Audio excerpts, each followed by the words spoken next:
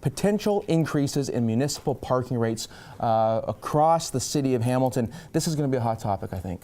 I think so too. And you know, I think when anybody says increase parking and rates in the same, scares them to death. Scares them to death. You know, like everybody's on a budget, and $10 here or $10 there means, you know, you might not be able to take your family out for supper if you're really on a tight budget. So they need to think about things like that. But we have to look at why is the increase happening? Is it happening because revenue's not happening in other places, or is this just an easy way to sneak it in? Mm-hmm. That's where I would have to raise concerns. And there's also been a lot of talk about how parking rates are one of the lowest here in this neck of the woods. Hamilton has very low parking rates. So is it time to bring it up? Well, we're not here to make those decisions.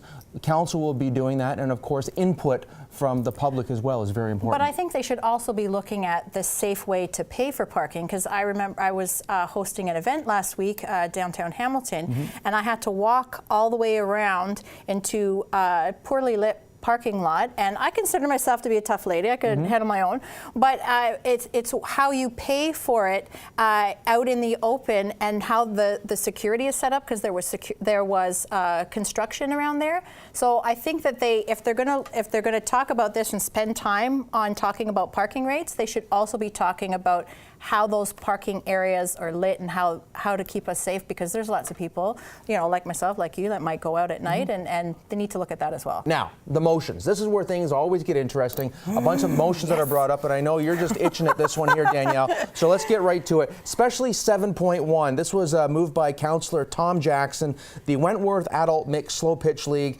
The tournament's going to be held in June, and basically it comes down to playing some ball, drinking some alcohol, and it almost seems like they want to try to get around how they want this to be licensed.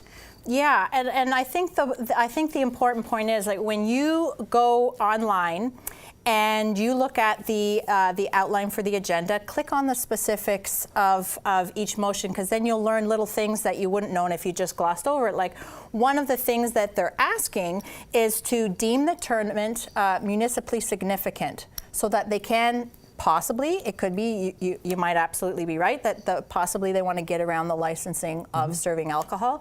But the thing I haven't, that I have an issue with, but also, I should also note that I used to be the director of the Stony Creek Women's Hockey League, and we also organize tournaments. And I know that it's different because it's an outdoor park and you're in a rink, and I know there's other things to consider. So I just don't want the people out there who is actually organizing this saying I'm against their tournament.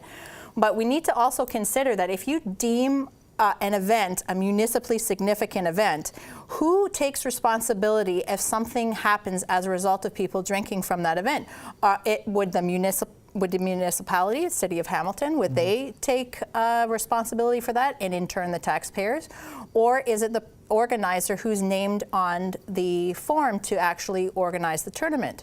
Yeah, there's things you have to think about. And are they going to bring in security? Are they, so you know, is it necessary to have alcohol at this tournament to drink beer and watch when you have your families and friends and possibly little kids coming to watch you play?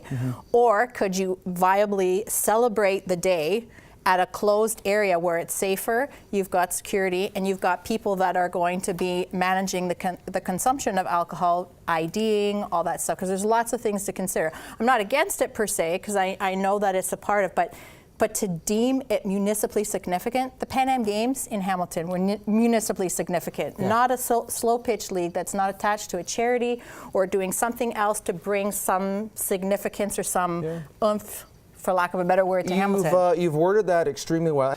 Danielle, you were at one of the, I don't want to call it a debate. It was a presentation of ideas. You can't have a debate with 22 people. Yeah, hosted by our very own Laura Babcock from the O Show, did a wonderful job. You were there. Tell us a little bit about what you saw, what you visioned, and kind of maybe who stuck out. I don't even live in Ward 7. I'm just a political junk. A junk? A junk? You're a political junk? No, I just get excited about stuff like this. And because I've never seen a debate or a presentation or an election where there's 22 candidates to choose from. So I wanted to see how they did it. Before I went, I studied all their websites, their presence on social media, Twitter, how they looked on paper. And I thought, you know what?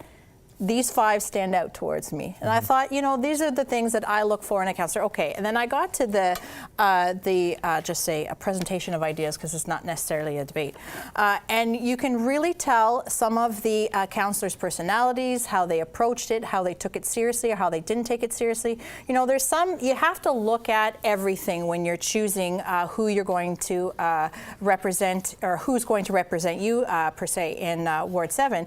You have to look at how they look on paper and their experience and what they can bring, but there's also that personality, how they're going to get along with other counselors. And I think that's what's really lacking in the Ward 7 election or by-election, is because you don't have that debate, you don't have that, I want to, you know, see how they interact. Yeah. And you know, it's really unfortunate, because then it's really a presentation of ideas and you don't get to see how they have that extra oomph that's going to kind of push you forward in a debate at City Council. So with that said, were you impressed with some of the ideas then that were presented?